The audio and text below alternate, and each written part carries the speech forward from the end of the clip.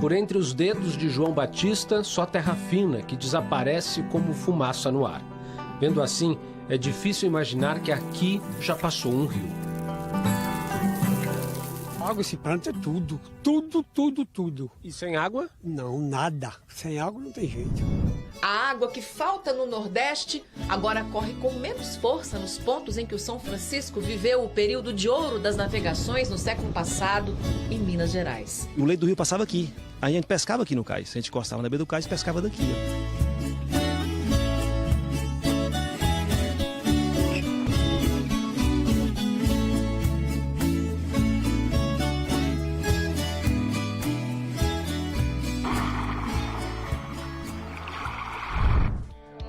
Ter proporcionado educação aos filhos é a maior realização destes pais. Todos são formados, meu. Eu não sei nada, mas os filhos, três, todos são formados. O mais novo, agrônomo, mora com eles. É responsável por cuidar da cisterna abastecida por caminhões-pipa do Exército. Essa que a gente bebe mesmo é do lado de São Francisco. E o senhor é grato por esse rio? Muito. Todo nordestino é. Ter água boa, né? É muita coisa. Antes, a família bebia água salobra de poços artesianos, mas o Rio São Francisco chegou até aqui.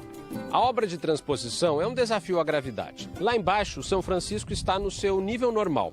O que as máquinas que estão dentro desta construção fazem é bombear a água para cima, que vem parar dentro deste reservatório. E aí a água segue o seu curso pelos canais até a próxima estação de bombeamento. É como se estivéssemos forçando o rio a subir uma montanha. Reservatórios que estavam em níveis críticos se recuperaram, dando um ponto final à rotina de racionamentos em cidades como Campina Grande, a segunda maior da Paraíba, com 400 mil habitantes. Mas nos últimos meses, os problemas voltaram a aparecer. Na falta de um rio, é este açude que garante o abastecimento de 19 cidades da região. É como se fosse uma imensa caixa d'água do sertão paraibano. Em um ano, o volume de água caiu pela metade. Esta área em que estou pisando, há alguns meses, estava coberta pelo açude.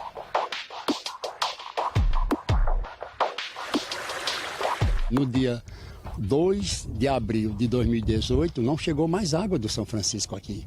Então, essa água que aqui está foi água proveniente das chuvas.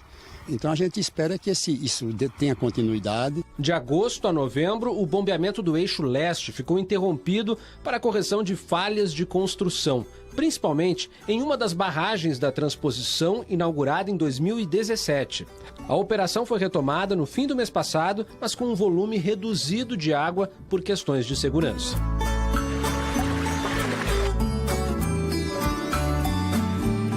Mesmo sem uma gota de água sequer, este é considerado o maior rio da Paraíba. Logo que começou a transposição do São Francisco, este rio encheu, virou até ponto turístico, mas a alegria durou pouco. Aqui era água demais, era uma coisa bonita. Aqui tu passava 2 metros, aqui estava molhando os pés da gente. Ao chegar no Nordeste, o São Francisco dá vida a cursos d'água que secam com a falta de chuvas. O agricultor sente saudade do rio Paraíba cheio, graças ao velho Chico. Como o bombeamento parou por 3 meses, ele voltou a depender de um poço cavado dentro da pequena propriedade. Com essa água escassa, ele irriga apenas 1/4 da plantação.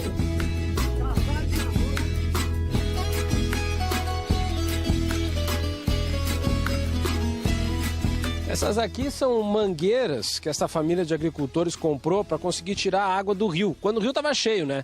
Olha aqui, ó. Agora não serve mais para nada, porque o rio secou. E foi um investimento, né? Quanto que o senhor pagou mais ou menos por essas mangueiras? Essas mangueiras, eu estou pensando que eu devo ter investido uns 5 ou 6 mil reais.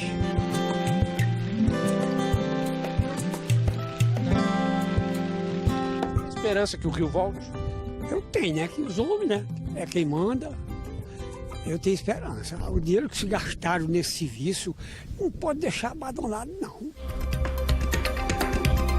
O governo federal, por meio do Ministério do Desenvolvimento Regional, informou que o eixo leste da transposição está em pré-operação. E para o eixo norte, que está com 97% das obras finalizadas, a expectativa é concluir os trabalhos neste segundo semestre.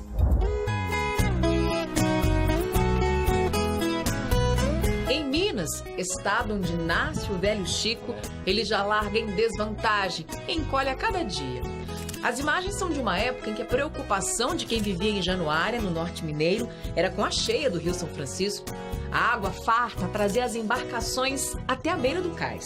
Essa é a rampa principal. Aqui ancoravam os barcos maiores, inclusive os vapores na época de ouro da navegação aqui no Rio.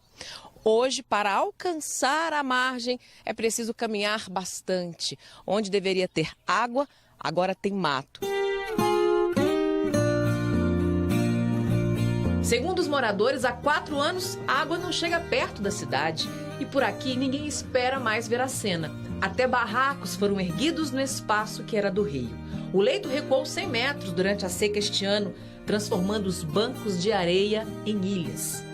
Isso é a redução do volume de água e o assoreamento do rio, né? Desmatamento. O Rio São Francisco atravessa 5 estados, abriga 505 cidades em sua bacia.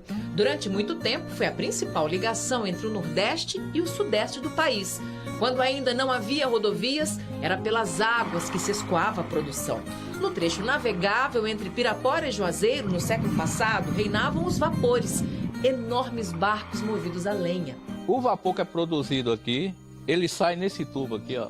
Leva para as 2 máquinas, lá para bombordo e boreste, que faz o movimento da roda popa, né? Faz ele andar. Faz ele andar.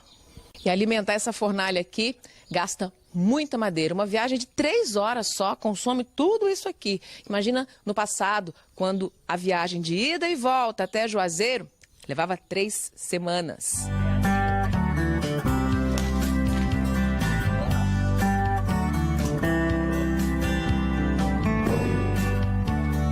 Por ironia, o combustível que alimentava os vapores provocou também o assoreamento do rio. Era mais próximo às margens do Rio São Francisco, que era retirada essa madeira para vender no vapor. Naquela época tinha muita mata nativa mesmo e o pessoal tirava para sobreviver. A retirada da mata ciliar contribuiu para a erosão das margens e, consequentemente, para o acúmulo de sedimentos no leito, que ficou sem calha para a navegação.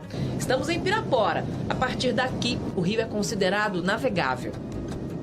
E aqui parece que o rio está fundo, né? Mas olha aí.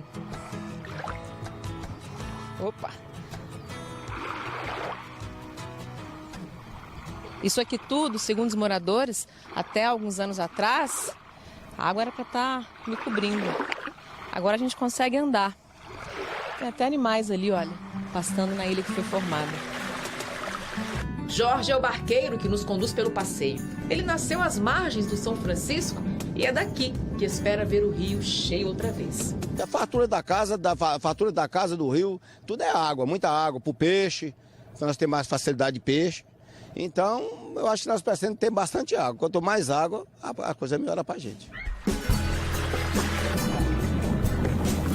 Na reportagem de amanhã, a viagem pelo rio continua. Chegamos ao encontro do São Francisco com o mar.